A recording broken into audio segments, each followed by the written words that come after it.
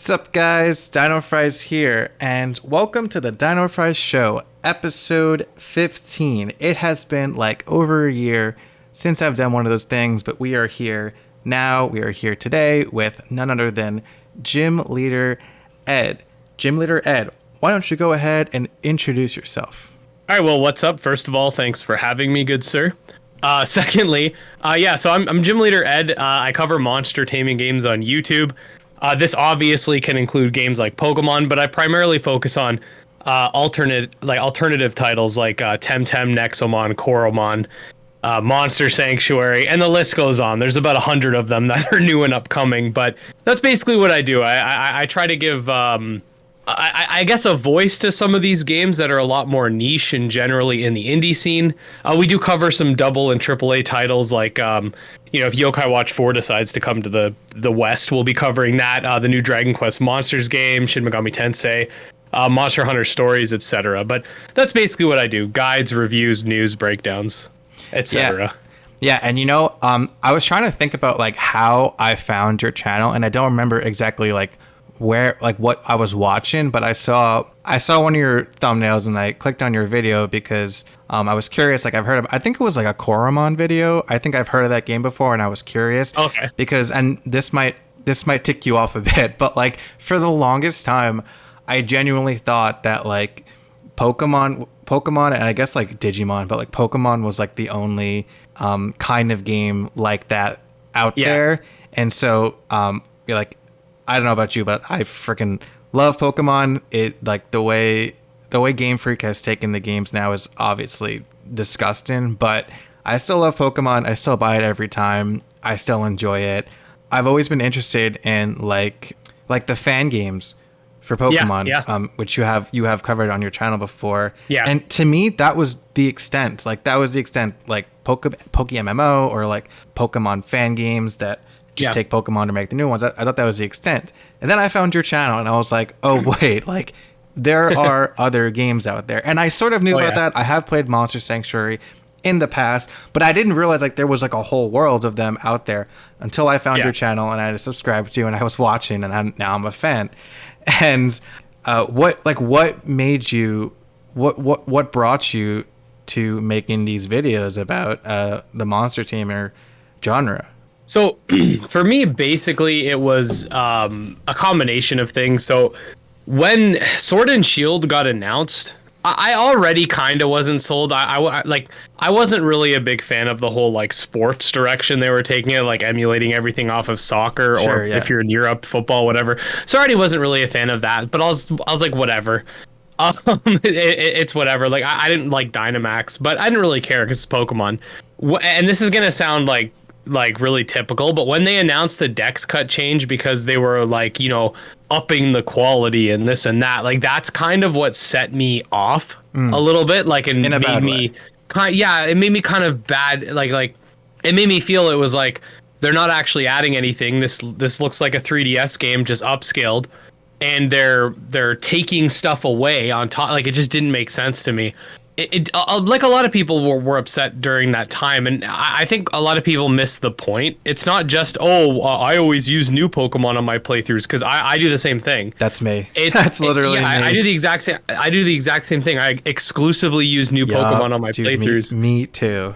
Exactly. So, but for me, the National Dex thing was more like I personally liked playing PvP. So, like I liked going on the showdown ladders and stuff like that, and like I liked experimenting with the Pokemon in the new games. The actual dex itself, I think a lot of people forget. It's not really the national dex that people are upset about. It's the ability to have all the Pokemon in one game. Because technically, people will say, well, Gen 7 doesn't have a national dex. And I'll be like, well, it still allows you to transfer every game within it.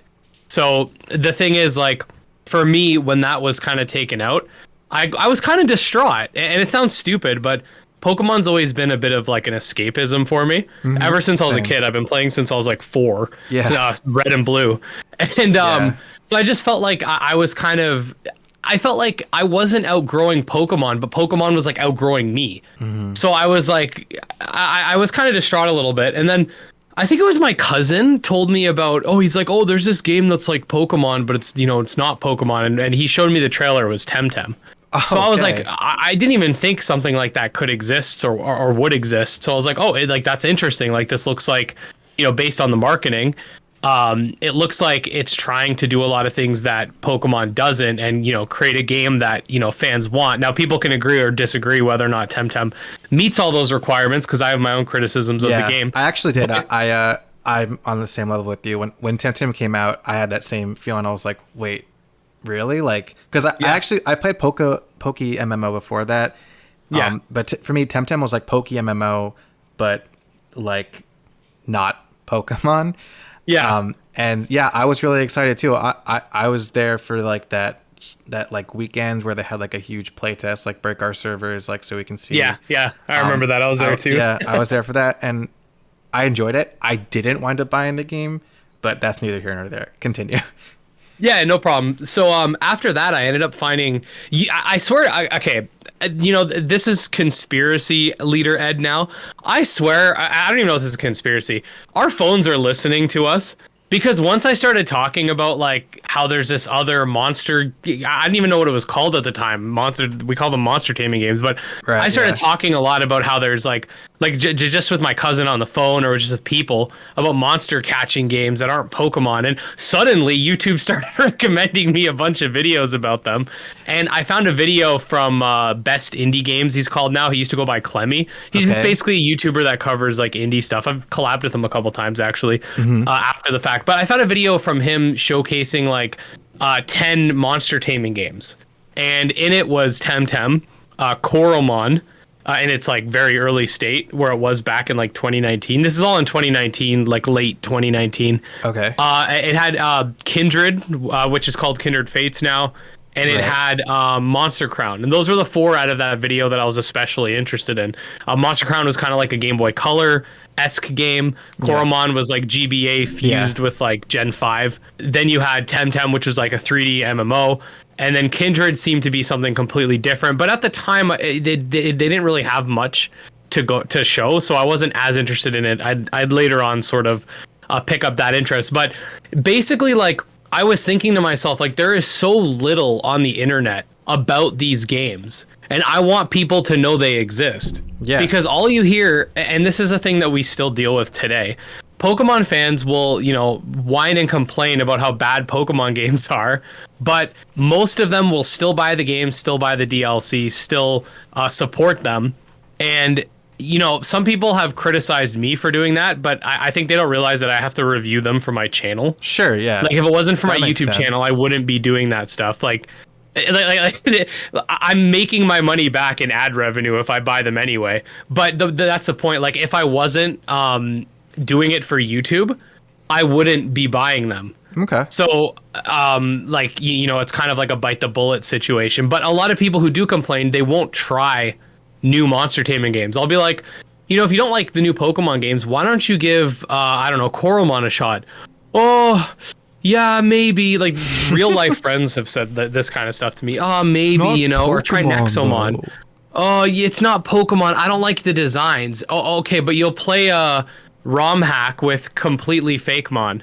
Yeah. Do you But you think don't that? like the Do you think that like Pokemon has a lot of really really great designs, but they also have a lot of dog shit designs. Oh yeah, a lot of And trash designs too. And like, I wonder if it's just copium at that point where people can be like, yeah, but it's like, it's still Pokemon, and then look at like other games in the genre and be like, oh, well, that sucks. But not realizing that like it could be hit or miss for Pokemon too. Exactly. And I think a big part of it is people are enthralled with the Pokemon world. And I'm not hating on Pokemon fans. I'm one of them. I love Pokemon. Sure, the last couple since Let's Go Eevee and Pikachu. Oh my god, those games. With the I didn't like them, but with the exception of Legends, I have not really thought any of the Pokemon games were any good. Yeah, I agree. Legends was phenomenal. Yeah. I enjoyed Legends a lot. I wish they made it more main series with like the battle system and stuff, but other than that, I really enjoyed it. Yeah. with Let's Go, I wasn't a big fan. It felt like if you asked me which is a better way to experience the Kanto region, I'd say just play Fire Red and Leaf Green. Yeah, because it still has 386 Pokemon total that you could play with. It's got an expanded storyline. It's got like more difficult battles. Like it's in my opinion a better. It has abilities which Let's Go doesn't. Yeah. And that's the thing. Like, I feel like Pokemon's been taking like this minimalistic approach. A lot of people say Omega Ruby and Alpha Sapphire were like the start of them doing that with remakes because they cut the battle frontier. But I'd argue, like, while I agree that that's a bad decision, they still had the Delta episode and a bunch of other Gen 6 content. Yeah, sure, yeah. Let's Go is when I feel like they actually started, like, and I'm not saying Let's Go are terrible because I think they have a good art style. The Pokemon actually scale. Like they're not terrible. I just think they're like a baby's first Pokemon game type thing. Yeah. But with BDSP, there's no reason to play it over Platinum. Like, if you were to ask me best way to play Johto, play the remakes. Best way to play Kanto, play the remakes. Best way to play Hoenn, honestly, ORAS is probably better for the single player than Emerald. Yeah. To an extent, like you know, that has a physical special split. You can make an argument for either or, but for BDSP versus Platinum, there's no argument Platinum's better. People say, well, the surfing speed's slower. That was in Diamond and Pearl. They sped it up in Platinum. And then people always bring up like, oh, well, the HP bars were slow. And then they bring up the example of like the level 100 Blissey in like Gen 4. And it's like, how often do you fight something like that?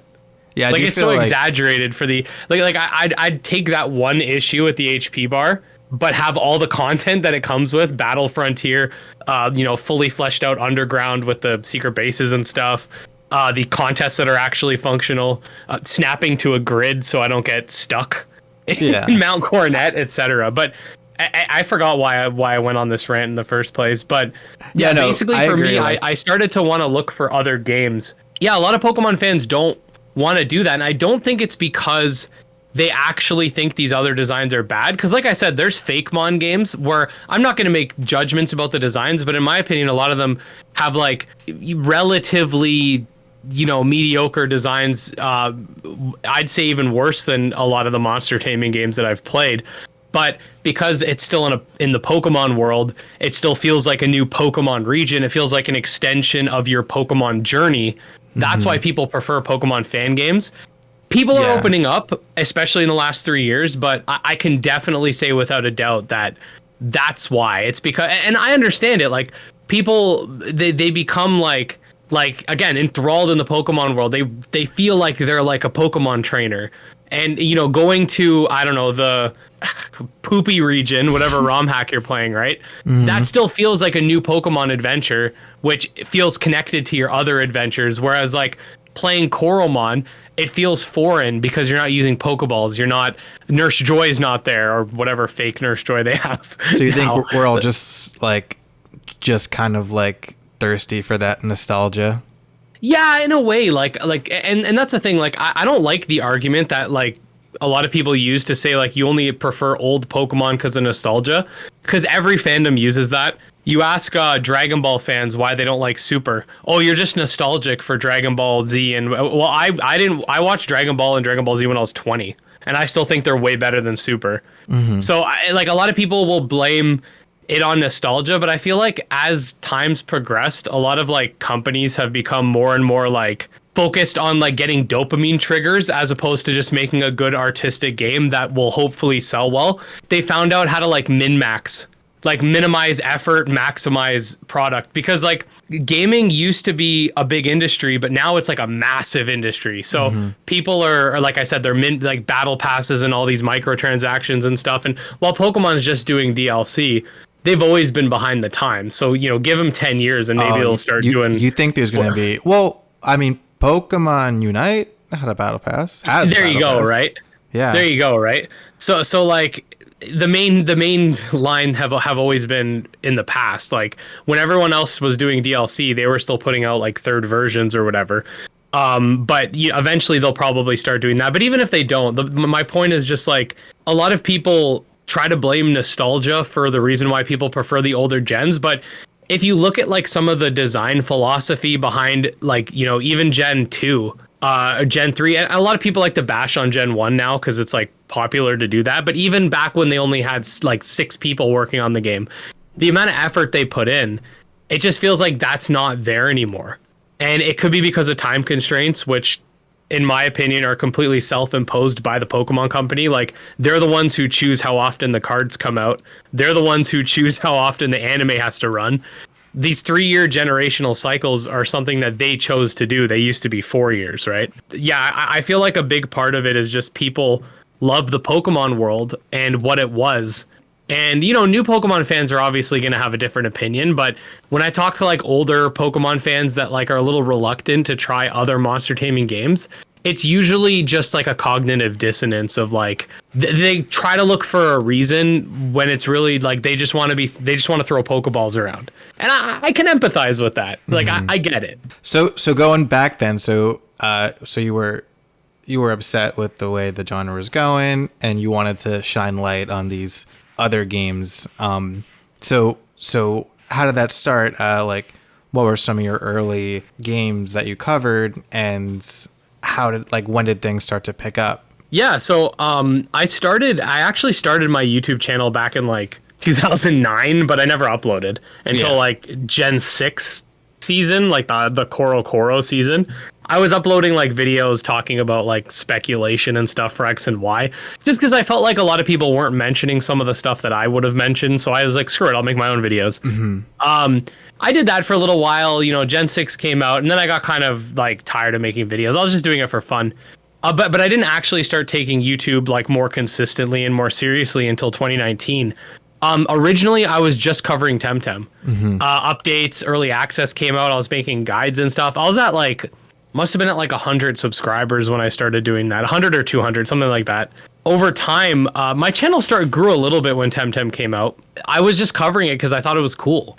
And then I started to find out about other games. So then I found out about Koromon. So I was like, and Koromon is pretty popular now, but when I first covered it, nobody knew what the hell it was. Like on the App Store, they actually have like 1 million downloads. But back then they had nothing. Like they were tiny. Yeah. So I made a video about playing Koromon. They were all getting like 10 views. I didn't care because the game was fun. But anyway, so I started making videos about that, and then I started. Then I found out about Monster Crown, and I got access to the beta. So I was like, sweet, I can make videos about this game. And then I found out about Kindred Fates. So then I started to really like cover mostly Kindred Fates, which is like an action combat game. Okay. Like upcoming stuff about that and Temtem. And then like eventually what just started happening was just more and more monster taming games started popping up, and I just started covering them. And eventually I was like, well, I guess I'm a monster taming channel now. And that's kind of how things like started, and they've just been progressing since then. Been uploading every day pretty much. Did your views and subscribers start to go up exponentially after that change? They kinda. So I since I was uploading every day, I was paying, I guess, more attention to it than most people would be. Because like I'm on YouTube Studio every single day, right? So I'm seeing it go up. So until I hit about 1,000, I was going up maybe 2 to 3 subscribers a day. And then I remember around the time I hit 1,000, that was when it kind of started to pick up a little more. When Nexomon Extinction came out, I did end up getting early access. A few people did. And this is a thing, like I feel like in the genre, a lot of the bigger YouTubers will make 1 or 2 videos talking about like, hey, look, it's Nexomon, I'm going to play it. But nobody would make guides. Nobody would make breakdowns. Nobody would make anything that the community actually needs besides just showing people that the game exists. And like, I was like, well, you know, like the community kind of needs this stuff. Like I see people asking like, where do I get the starters? Where do I get this? So I started making guides for a lot of these upcoming games. Nice. And because I was the only one doing it, more people would naturally find my channel. So I'm in this spot where it's like the Poketubers won't cover it because it's not popular enough, and like it's too out of their niche, right? There's no benefit to them covering it because like it's like beyond like a video or two, because like most of their audience isn't looking for that. So the big channels won't cover it because like it's too niche for them. But then because it's niche, not a lot of people are covering it, and the genre is in this like weird upswing ever since Temtem came out, where people are there's a lot more fans of the genre, but at the time there wasn't really any content creators. There was only a couple of us, and the ones that started around the same time I did are gone. Like they all stopped uploading. So you filled that niche. Yeah, that's basically what it was. Like it wasn't some like 400 IQ plan. I didn't like sit there and see like, oh, this genre is like honestly, like in retrospect, I would have probably been more popular covering some like shooter like Fortnite or Call of Duty or something. But right. I'm the type of person where I physically can't make content about something I don't like. And it's kind of bad because it does kind of suck because like guides, you don't really need to be super hyped about something to make a guide, but I just can't. So like there's been a couple like monster taming and farming games that have been like have had a lot of popularity. I can't make guides about it. I don't have the attention span. Of course, no, yeah. So you do. That's one thing I could definitely say is you do get a little more genuine content with me just because like I have ADHD. So if a game doesn't like give me dopamine, if the game doesn't give me dopamine, I can't. Like I can't make guides about it. Well, I think a lot of people are asking for like Ooblets guides and Relegend stuff, and like these other Temtem came out at the same time, and Temtem was more up my alley. But like people are asking for guides for some of these games, and I'm like, I my brain just can't do it. Like I wish I could. I wish I liked these games more. It's just not my type of. I love monster taming, but I don't. I like monster taming like Pokemon or monster taming like there's action combat games coming. Those are more like Zelda, I guess you could say. But I'm not like a social sim. Yeah, raising like I'm not that kind of guy. Like Monster Rancher, I played. I thought it was fun because it has combat. Right, but like to sit there and like grow crops and stuff. Yeah, Monster Rancher came out way back in the day, but they recently released a new one. Dude, I loved Monster Rancher. I remember I would like rent. I rented Monster Rancher from Best Buy, and I just let my rental fees just rack up without telling my mom back in the day because I was so obsessed with it. And I think that was like certainly like. Because I was into Pokemon, and I guess there wasn't a new Pokemon game at the time, and that kind of scratched that itch. Yeah, man, Monster Rancher. Yeah, it's a little different. It's like a menu-based monster raising game. I still enjoyed it. Like I could play that way before I'd play like a farming game. Yeah, you used to send them even into that then, arena like I physically just can't put the same amount of hours in as I would to something like Coromon or Nexomon or like something that's more in line with Pokemon. It doesn't have to be like Pokemon. Like Shin Megami Tensei 5, it's a turn-based game. It's a monster taming game, but you'd be crazy to say that they play anything like Pokemon. And I love that game. It was awesome. I haven't played that game, but I've seen playthroughs of it, and it looks really cool. Yeah, it's a lot of fun, and it's like I'm just like a story adventure monster taming kind of guy. So I want to ask you then. Oh, sorry, go ahead. Yeah, go ahead. No, go ahead. I wanted to ask then, is Pokemon like the founding father of this genre? So it's kind of a weird like dichotomy because if you're going to go by history, no. The first monster taming game, believe it or not, is some game called Cosmic Soldier. The first one we could find. It came out in like 1987 or no, 1985. This one came out in 1985. It came out for like PC. Like, because this is before consoles, and or it was either right around the time that the NES or right before, but it only came out in Japan originally. Basically, it's like this really simplistic dungeon crawling game where you can like recruit, slay, or do something else to alien things, and you can like recruit them as you go. It plays a lot like the original DDS Megami Tensei game. Which Megami Tensei came out in, I think, 1987, around the time that Cosmic Soldier 2 came out, and it has a lot of similarities with the dungeon crawling and the same like 3 options when you defeat enemies. But so you could recruit monsters and enemies to fight with you. So that's like what you'd consider the first monster taming game. Dragon Quest V allows you to also recruit enemies and use them in battle. And I don't remember if it was Tajiri or one of the guys on Game Freak, they actually took a lot of inspiration from Dragon Quest V when they made Pokemon. Because Dragon Quest V came out in like 91 or 92, if I'm not mistaken. Pokemon definitely like popularized the idea of battling monsters, but in the same vein, it's also become such a large and encompassing force that it does a lot of harm to the other games. Like even the ones that aren't directly inspired by it, people will just say that's a Pokemon clone. That's a ripoff. Yeah. Like I don't like the term Pokemon clone, but like if you call Temtem and Koromon Pokemon clones, like I get it because they're very similar. I still think that the word clone just makes it sound like it's a ripoff, knockoff, not worth playing. But like I generally call them Pokemon likes. But, you know, if you're going to call it that, I kind of get it. But when you're calling like Yokai Watch or Dragon, people are calling Dragon Quest Monsters a Pokemon clone, even though Dragon Quest 5 came out first. I was going to say, when did Dragon Quest Monsters come out then? That came out after Pokemon. I love that came out after Pokemon. Yeah, it came out after Pokemon, but in many ways, it was actually an expansion of Dragon Quest V. I wouldn't be surprised if their reasoning was Pokemon's doing really popular. We have monster recruitment. Let's make a dedicated game. But in reality, like to call Dragon Quest Monsters a Pokemon ripoff is foolish because it uses all of the Dragon Quest systems. Like it's nothing like Pokemon. Yeah. But yeah, like I've seen people call Megami Tensei Pokemon ripoff, even though those games existed first. Obviously, you know, people will call Digimon a Pokemon ripoff. Now, I'm not 100% sure, but I've heard that like the Digimon, the original Digimon actually came out before Pokemon. Like their like Tamagotchi-esque thing.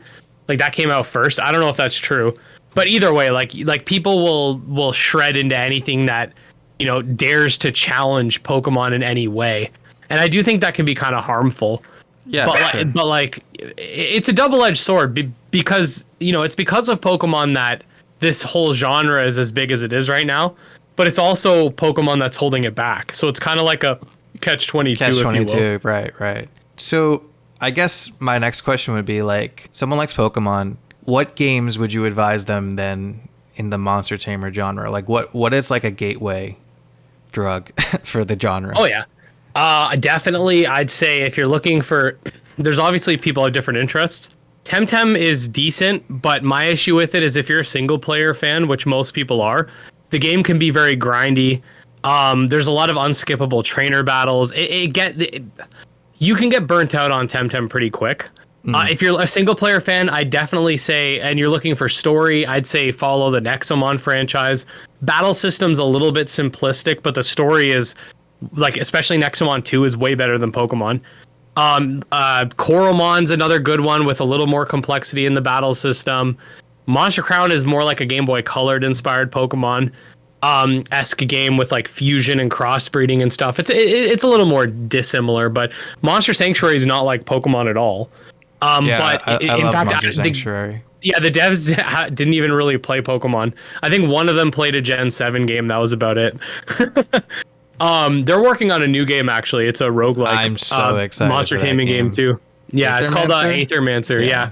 I'm very excited. Cassette Beasts, if you want something that's fresh and new and still has like solid pixel art and is open world but 2.5D, Cassette Beasts is probably like one of, if not the best monster taming games I've ever played. Yeah, it's one of the few games that I could sit there and say like, this is as good as classic Pokemon. Like, you know, even though classic Pokemon has all that nostalgia, like this game like lives up to that. Like the battle system has enough complexity to be fun, but not enough to be overwhelming. The world it just feels really lived in. There's a lot of like really interesting characters. There's unique designs. Cassette Beasts is just it took the bar and just raised it a few feet. Like it's really good. Yeah, I would say there's very few things I disliked about Cassette Beasts. I really liked it. I had a blast playing it. I couldn't really put good that game. shit down. But yeah, those are like the main ones. Those are what a lot of people consider like the pillars of the genre, I guess you could say. There are upcoming games that are a little different from Pokemon. Like there's one that's Lumentail, which is still pretty similar. It's actually it's being developed by the Pokemon Xenoverse devs. It's coming out end of next year. These Pokemon fan game makers, like, make your own. You got the talent. 100%. I understand, like, with ROM, because I've had experience with, like, game design a little bit and ROM hacking. Like, ROM hacking is easier in a lot of ways than making a full-fledged game. But if you're making, like, an RPG Maker game, kind of like what the Xenoverse devs did, I know they have Pokemon Essentials to help them, but, like, you're already doing a lot when you're making a full-on fan game like Reborn or Uranium or Xenoverse. Like those aren't ROM hacks. So yeah, I agree. Like make your own game at that point. Now I want to know, like, in your opinion, what are the objectively best monster tamer games out there? Would you say like Cassette Beast, Temtem, or do you have a different answer? So for me, if you're asking me, I'd say the best monster taming game to play if you wanted to pick one right now, I would probably say go pick up Cassette Beasts. I think a lot of people can agree, like it is one of the best in terms of quality. Pixel art. Now we do have a lot of I'm gonna be an old man. We do have a lot of them Zoomers that don't like pixel art. So if you're looking for something 3D, Minecrafty though, the Zoomers would love it. I know, it's so weird. I hear a lot of young people say, "Oh, I don't like pixel art," but then they play Minecraft. I don't get it. But anyway, I'm not even that much older than a Zoomer. I'm born in '94. I'm pretty sure Zoomers start in like '98. Oh, you were born in '94. Me too. Oh, sweet. There you go. So like then, what about you? Like, what are your favorite then? And pretty much the ones I mentioned. Yeah. Okay. I have like this. I don't know if it's like. It's got to be. It's got to just be. I have a good eye. Because I was gonna say I don't know if it like that. That sounds like I have an ego, but the other option sounds worse. So I was gonna say I don't know if it's just that I have a good eye for games that a lot of people tend to like, or if it's because I like these games and I promote them a lot, that's why they get more popular. I don't think that's the case. I think it's just because they're high quality. But I generally tend to really like the games that most people would like. Like Cassette Beast has a wide appeal. Monster Sanctuary has a wide appeal. You know, Koromon has a wide appeal. So I like. As much as I want to sit here and say, oh, you know, it's thanks to me that those games got big, it's not. I'm sure you helped. Those games got big all by themselves. I mean, I might have helped some of them when they were small, but I didn't know about. I saw Cassette Beast. I saw Cassette Beast mentioned on a Reddit comment, and I looked into it. I think I probably watched one of your videos that got me more interested in it. And then there was I didn't know about Adore until I watched your video on it, and I wound up playing and covering that game. So I definitely think you do help in that regard. I think I help a bit. Yeah. Like I don't think I've had devs come back to me and tell me that they've gotten X amount of wish lists after I did a video about their game. That makes you awesome. feel really good too. No, for sure. But I definitely like with Koromon, like they were tiny when I started covering them, but so was I. We kind of like grew together. That's but cute. they got like huge on the App Store and stuff like that. Like I still talk to the developers now and then. Like Marcel is like one of the lead ones. He's awesome. Like they're great people. Yeah, but yeah, like with Koromon, like I grew a lot from a lot of these games too. Like when Koromon came out, I think my channel had like the highest views I've ever had in a single month. It was like almost 1 million. Wow, that's cool. When Temtem came out, I had like my highest revenue month. That's awesome. So when the games come out, because I pump guides out like sometimes I don't even know how I do it. Like I have a full-time job. I got kids. I have to commute 3 hours a day in total. Oh. And I was putting out like 3 videos a day when like these games came out. Do you think you would you like to do YouTube full time? Is that a possibility for you in the horizon, or something that you would want? For me, it's the issue right now is I live in Ontario and it's just stupid expensive here. Yeah. Like I make pretty good. I make what's considered good money where I live. Mm-hmm. But in order to buy a house, which I know a lot of people are going to say, oh, sob story, you own a house. But like no, it's fair. Just to buy the house that I got, I had to buy it an hour and a half away from my work. Right. And again, I'm working a job that's considered like really good money for the city. But the people that consider it really good money are people that bought their houses like 10 years before I was able to. So they got them at actually reasonable prices. Because I can't afford to live in the city. But so the problem, like we wanted to sell our house and try to move out west where it's like a lot cheaper and just like quit my job. And then I could do YouTube like as an in-between, maybe even do it full time. The issue is just that I need steadiness. Like my job has a good pension, and I got in when I was young, so I can retire when I'm in my early 50s. My job has a good pension, it has benefits, it pays pretty well. Like, yeah, the house prices suck and everything's going up, but I think everybody's suffering now. So like, as much as it sucks that, if I was born 10 years ago, when like a lot of the people that I work with, they bought their houses for like 200-300 grand. They're all worth like 1.2 million now. Yeah. Whereas me, like to buy a house, I had to take out a line of credit and do all this other crap. Yeah. So it does suck being house poor sometimes, but I would love to do YouTube full time if it became like that. I would love to, because I get to spend more time with my kids. Because YouTube's something that I can be flexible with. So yeah, of course. If we could do YouTube, we wouldn't need like daycare and stuff. Mm-hmm. So like I would love to, but I don't think it's anything that would be feasible anytime soon, unfortunately. Is that something that you're working towards though, or just kind of like if it happens, like if it happens, I would absolutely love it to be the case. But I honestly, like, I've talked to people who have like 200,000 subs. And they don't make enough for me to live here off of. Yeah, you gotta get up real high in views and subs. And like, because I do daily content, a lot of people don't understand is because I do daily content, I don't just get 7 times the views as someone who was like my channel size. I have more of a fragmented audience, so I might be getting more views on average than somebody who's uploading once a week. Right, obviously, like they might upload one video, it gets 10,000. I might upload 7. They're not all getting 10,000. They're getting like between 2 to 6, and then it adds up to be more, right? Mm-hmm. But yeah, like I don't make like that much money on YouTube. Like YouTube doesn't pay that great. No, I know.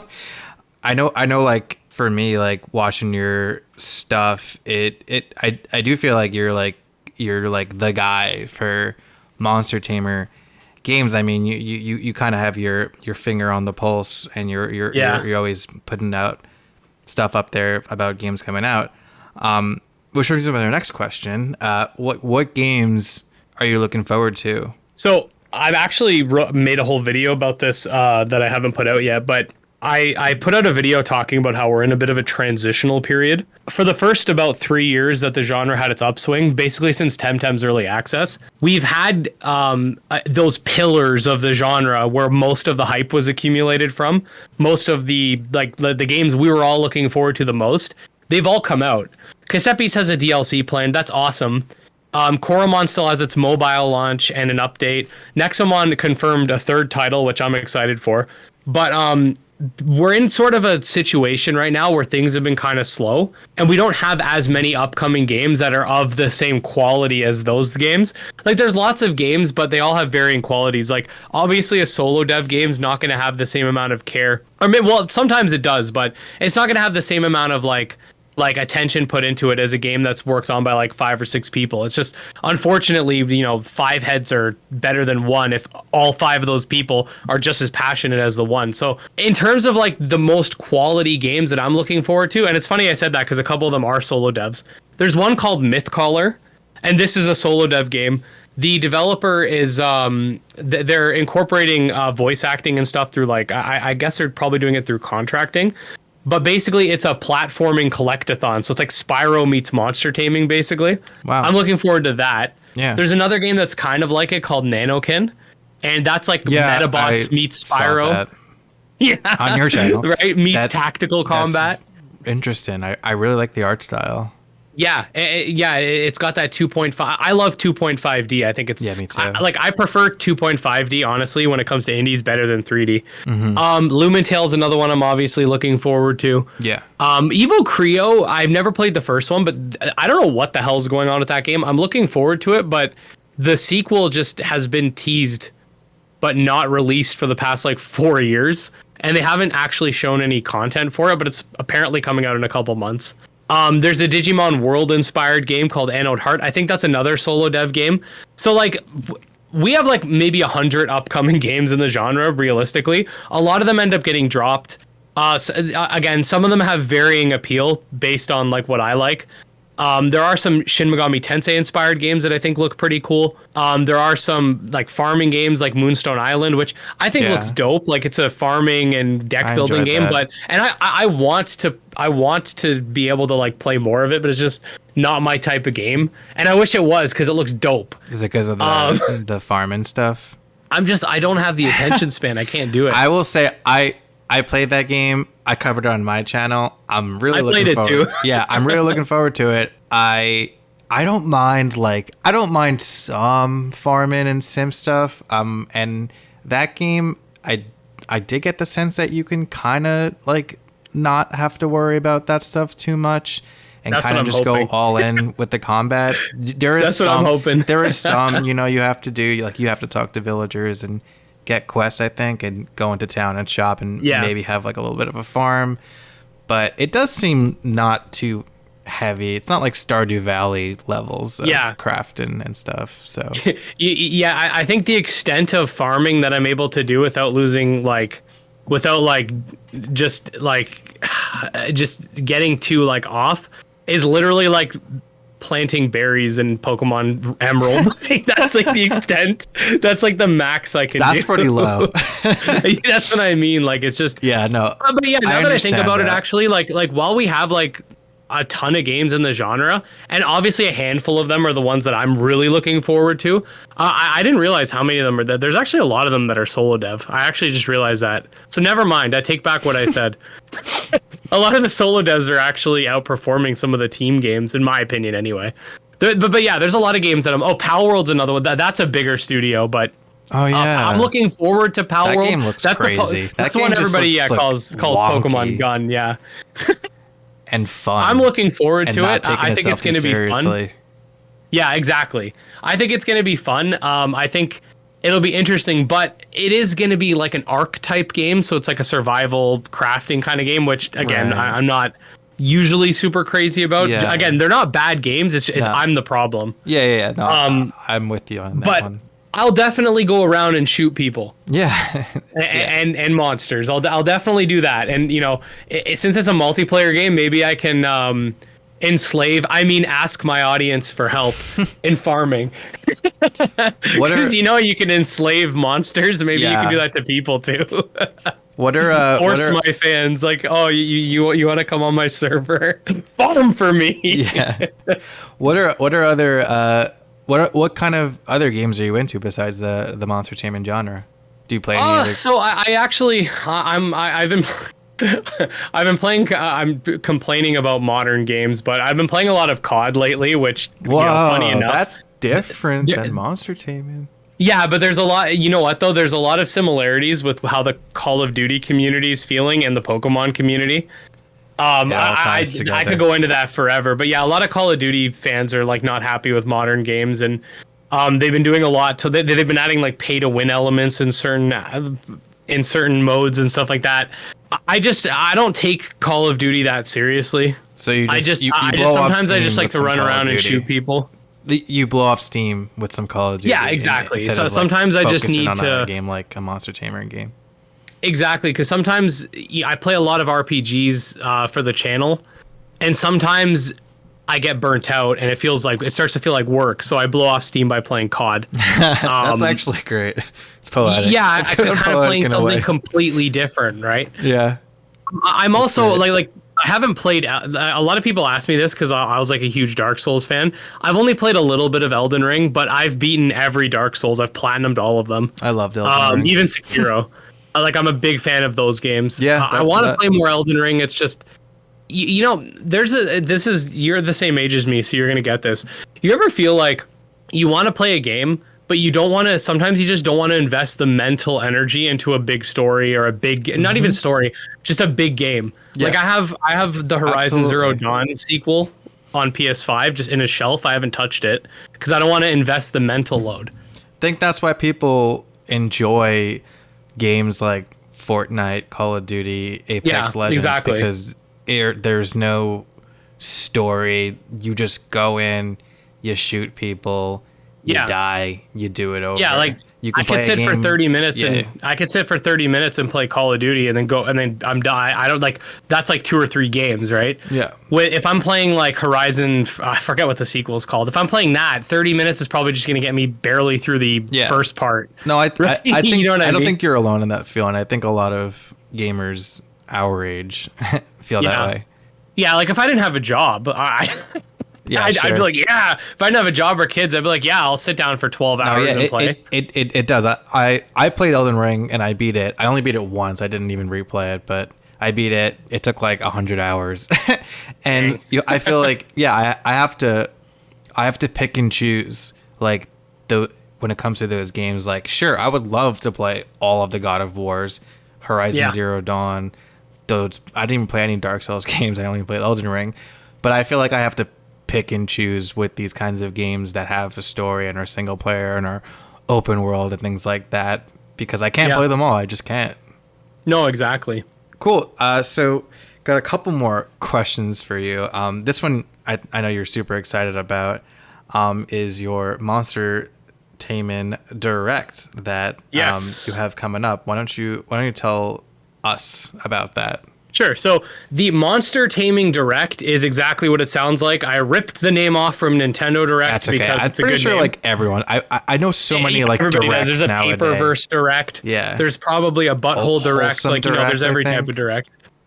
Yeah. So I took the name from Nintendo mostly because it's just an easy name to remember. Monster Taming Direct. Yeah, it is. Nintendo Direct. I'm not gonna call it what does the PlayStation call it, like a Now or whatever. I was thinking about making a PlayStation. unique name for it, but when it comes to like marketing and stuff, you want something that a lot of people can remember. Yeah, That's why I I think don't you use the nailed it. term creature collector. A lot of people don't even know how to spell the word collector. Until I was like 25, thought it was ER. It's an O. It's OR, right? Yeah. So monster taming, it's monster and then a 6-letter word. It's easier to understand. Not every monster taming game is a creature collector. Like Tamagotchi is not a creature collector, but it's definitely a monster taming game. You're raising a monster. Digimon World Dawn and Dusk, you're with the same 3 Digimon the whole game. You're not collecting anything, but it's a monster tamer. So that's why I like monster taming. I feel like a lot of people are trying to push for creature collector because it's like a Steam tag. Like, I'm not listening to Steam on what the best name for the genre is when half the Yeah. creature collector games on Steam are just like porn simulators.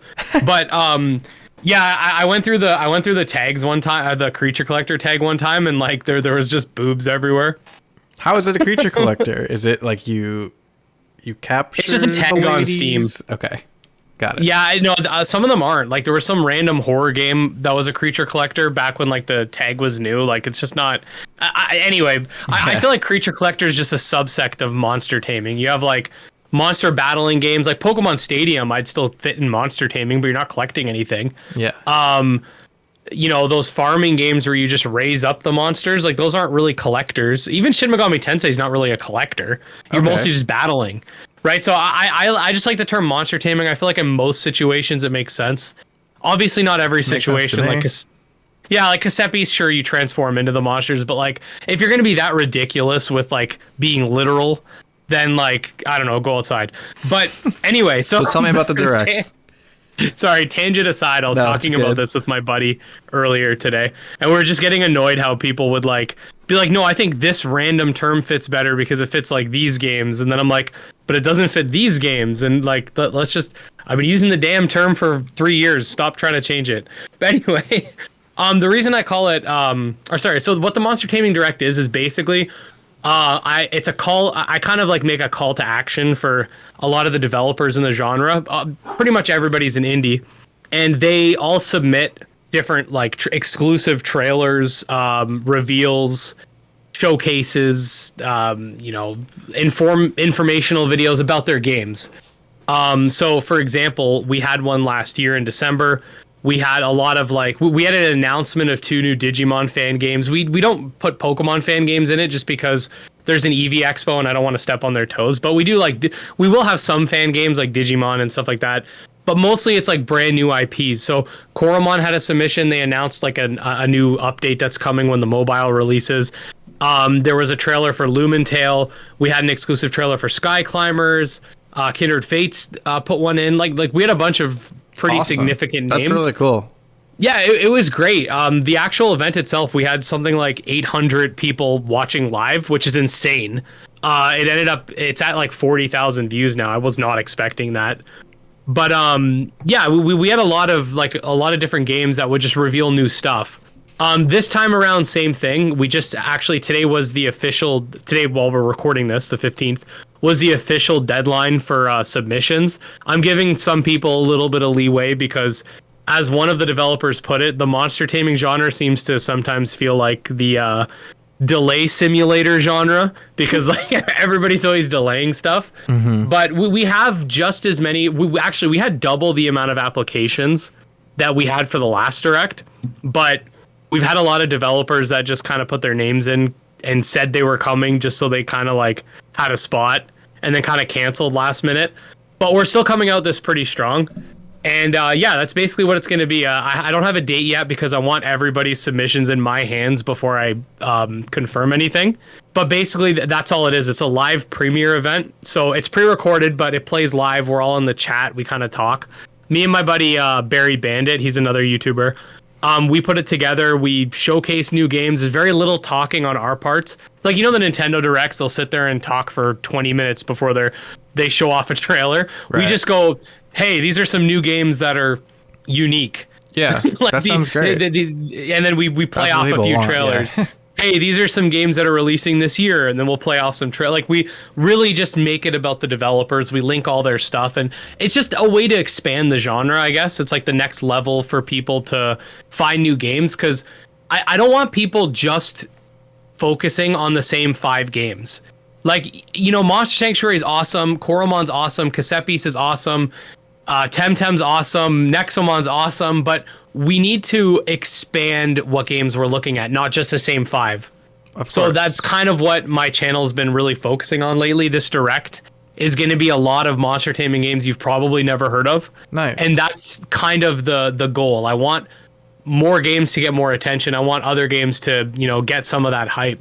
And are there any, I don't know if you want to even say it, but are there any like reveals, like brand new games or like things like that in your direct coming? We were supposed to have like 3, but all of them backed out. So no, we don't have any brand new games coming, but we do have, well, you know what? Okay, so this is what I'll say. We have games that I've never covered on the channel, but we don't have, so if you're just a fan of me and that's the only way you've been getting your news, there will be brand new games to you. But we don't have any like, this is the first time ever that this game's ever been revealed type thing. What about like exclusive trailers and things like that? Yeah, all the trailers are exclusive. Oh, that's awesome. All the footage, yeah, everything's exclusive. Really that was kind of one of the things I wanted to make sure. But yeah, like there will be games that, unless you're really like they're games I found out about because of the direct. There are games I didn't know existed until people applied. Sure. So there's a good chance there's at least going to be a few of them that like you were like, oh, I never even seen this game before. Well, I'm super excited. I'm definitely going to tune in. I'm pretty hyped. I was feeling a little bit distraught because like 2 days ago we only had like 4 submissions, and I remember a few of the devs were saying last direct they didn't get enough time. So I was like, okay, this time I told everybody about it in like February. So they've had like 6 months. Yeah. And then everybody gave me their submissions today and yesterday. Yeah. I'm like, you guys are complaining about not enough time, and you gave it to me on the last day. Are you serious? They're polishing up the trailer. Yeah, sure. They're making it look nice and pretty. No, I had to chase a few people around, but you know what though? The people that are submitting, I do think that they're like the devs that really, really want to take like, you know, the whole dev thing like seriously, because some of these trailers that I've seen are really good. And I think that it's one thing. So it's one thing to like be like, hey, Ed, can you check out my game and have me make like a video talking about it? But it's another thing to be like, here's a whole trailer that I put together and edited. I'm serious about getting my game out there. I'm going to participate in the direct, and like, because the direct, if you're a game dev in the genre, the direct is by far the best way to get your game out there. I don't get 40,000 views on my normal videos. I don't know if the second direct will get that many views, but my point is like, I don't usually get 5-digit views on my videos.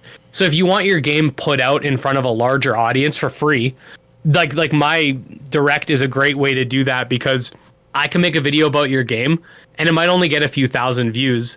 Whereas like in this direct, you're really put on the front lines. And I know I'm talking a lot about views and stuff like that. Like I said, I get paid well. Like I'm not crazy about like, oh, my videos need to do so well. Like, obviously every creator wants their videos to be seen, but I'm not like min-maxing like some of these game dev companies are, like Pokemon. But what I'm trying to say is like, I want these games to get sales. So if I can get more people looking at them, then they can get more sales, and then the genre can be more successful. That's kind of where I'm at. Plus, it's unique. I mean, there's no other monster tamer direct out there. You know, it's unique. I mean, this is where it's at, and the genre is niche enough. So, you know, you know, doing this is just gonna elevate it. That's kind of my goal. Like, honestly, like I'm more excited to get to 100,000 subscribers just because I want to put the silver play button on my wall. Yeah, of course. Making money. I have my buddy Barry, the guy I told you about. We're always making jokes about how like I care more about like just getting the little trophy than I do about the actual views on my videos. Well, if you get it, you certainly deserve it because you work hard. Yeah, I sometimes I feel like I work too hard. And but I try to pace myself. Like, I put out videos every day, but like every other day is usually an unscripted video that doesn't require a lot of editing.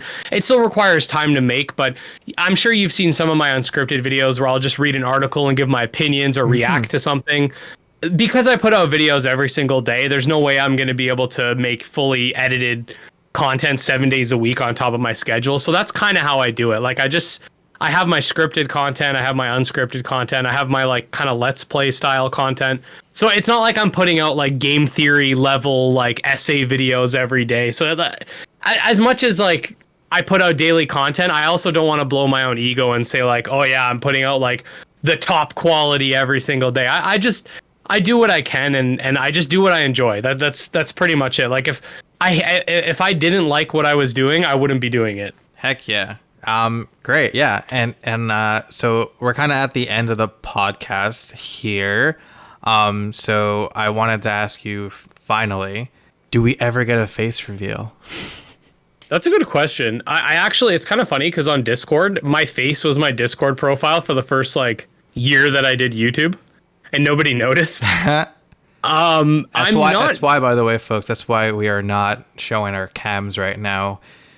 We are both undercover in collaboration because Ed doesn't want to show his beautiful face to the world. I actually don't even have a webcam. I know, you told me that. I was like, there's no way. Yeah, I don't own one. On like, because I'm using a desktop. You know what? Now that I think about it, even my laptop computer doesn't have a webcam. I'm not really like, I'm not hiding. I feel like over time I've just kind of become the gym leader Ed avatar, and I don't really want to take that away from people. Makes sense. If that makes sense. Yeah. I'm not super keen on doing face stuff anyway, because that means I'm actually gonna have to like not look like a slob half the time. Like sometimes I get home from work at like 3 a.m. and I go and do a video. I look like I'm half dead. Yeah. So like I don't want to show up on camera looking like a zombie, that right? Makes total sense. So I'm pretty happy with the way things are. Like in the future, so the only, I guess you could say like the way a face reveal, quote unquote, would happen with me is like 100,000. If there was some sort of event. Sorry, say again. 100,000 views, 100,000 subscribers. That's actually been on a meme on my channel since like the first day. I was like, if you get to 1,000. No, I was like, when I get to 1,000, I'll do a face reveal. And then I was like, when I get to 10,000, I'll do a face reveal. And then I'm like, oh, you guys got to get me to 100,000. And then once I got there, it'll be 1 million. But that's kind of been a meme, like a carrot. Like you know, you put the carrot on the plunger and make the horse chase it or whatever. Okay. Yes, I get you. But yeah, the only like way I do a face reveal, like I'd probably like have if there was like an event or something going on in that I could feasibly get to, it would more like and there were game devs that I knew were coming. Sure. Yeah. Like that's how people would find my face. Like I'm not hiding, but I'm also not going out of my way to be like I'm not trying to do a dream face reveal and be like, hey guys, this is my face. Yeah. Please don't say hashtag he's ugly. Yeah. That's not really like I'm not. I don't think I'm ugly, but that's besides the point. My wife tells me I'm good looking. Yeah. But yeah, that's all that matters. That's pretty much it. Like I just don't have a webcam and I don't feel like buying one. I just don't feel like it would add much to my content, especially that makes sense. if you guys were to actually watch me while I'm like reading my scripts for my scripted videos, like I would just look like I'm reading. That's a whole other skill I'd have to learn. Yeah. All right. Well, great. I mean, that's the end of our show here today. Thank you so much, Ed, for coming on. I appreciate you taking the time to interview me, and yeah, thank you so much, man. Where can people find you? Oh, I have YouTube. It's just youtube.com/gymleadered. I got Twitter, same thing, gymleadered. I also got a Patreon. If you're coming just from the podcast, I wouldn't expect you to come donate to my Patreon. So just come see me on YouTube. Come subscribe. Maybe I'm gonna include like all those stuff. links in the description below. Definitely subscribe, follow Ed. He's the man, and look out for that direct coming up because it sounds really cool. Yes, I will put a release date once everything's in my hands, so that there's no way it could be delayed unless someone in my family dies. That's the only way. But once it's all in my hands, then I can make a date for you guys. Great. Anything else you want to add before we sign off here? Just keep monster taming and stay sexy. That's pretty much it. Perfect. All right. Thanks, guys. Follow Ed. Subscribe to Ed. Also, leave a comment down below about your favorite Monster Tamer games and stuff like that. Give me a like. Subscribe if you haven't already. And I'll see you guys in the next one. Peace out. Peace.